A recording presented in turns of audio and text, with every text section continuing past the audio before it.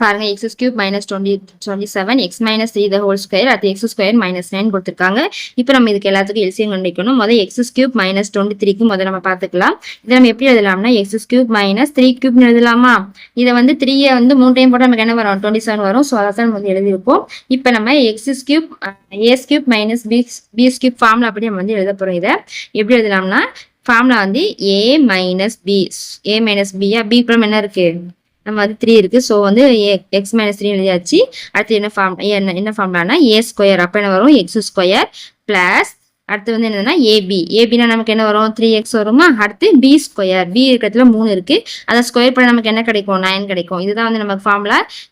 திரும்ப உங்க சைடில் எழுதி காமிக்க பாருங்க. இதுதான் ஃபார்முலா. a³ b³ ஃபார்முலா வந்து a - b into a² + b² + ab.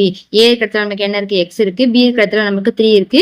So நம்ம எல்லாத்தையும் சப்ஸ்டிட் பண்ணி இந்த சமன்பாடு கொண்டு வந்துட்டோம். அதுக்கடுத்து இதை நம்ம வந்து எப்படி எழுதலாம்னா, ஸோ இதை அப்படியே வச்சுக்கோங்க. நம்ம இதை வந்து எப்படி எழுதலாம்? இதை நம்ம வந்து பிரித்து எழுத முடியாது. ஸோ இதை அப்படியே வச்சுக்கோங்க. அடுத்து நம்ம என்ன செய்ய போகிறோம்? x - 3 ஹோல் ஸ்கொயர் ஃபார்ம் இதை வந்து நம்ம என்ன செய்ய போகிறோம்? பிரித்து எழுத போகிறோம். ஸோ இதையும் நம்ம வந்து அப்படியே வச்சுக்கலாம். அடுத்து நம்ம என்ன வந்து போகிறோம்னா x² -9 வந்து பிரித்து எழுத போகிறோம். இதை எப்படி எழுதலாம்? x² -3² எழுதலாம். இதுக்கு நம்ம தெரியும் a - b ஃபார்முலானது x - 3 x + 3. சரியா? இப்போ நம்ம என்ன செய்ய போகிறோம்? எல்சிஎம் கண்டுபிடிக்க போகிறோம். முதல் பாருங்க, நமக்கு இங்கே நம்ம ஃபர்ஸ்ட் கண்டுபிடிச்சல நமக்கு என்ன இருக்கு? x - 3 இருக்கு. இங்க x - 3 இருக்கு. இங்க என்ன இருக்கு? x - 3 the whole square இருக்குது.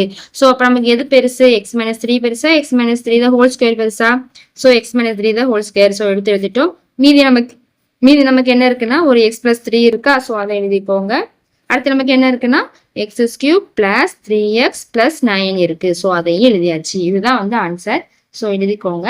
நம்ம இதை வந்து பிரீஃபா இது பண்ணலாம்னா நமக்கு ஏற்கனவே நமக்கு வந்து ஒரு கொஸ்டின்ல x - 3 இருக்கு. இங்க x - 3 the whole square இருக்கு. ஸோ நம்ம வந்து இந்த x - 3 the whole square வந்து எது பெருசுன்னு பார்க்கும்போது நம்ம எது எடுத்துக்கிடுவோம்னா அதனாலதான் இதை வந்து ஃபார்முலா அப்படி இது பண்ணாம நம்ம அப்படியே விட்டுட்டோம். ஸோ மூணாவதுலையும் வந்து நம்ம அதே மாதிரிதான் இது ஃபார்முலா அப்படியே விடுவிச்சு நம்ம எது பெருசோ அதை வந்து பார்த்து எழுதிட்டோம்.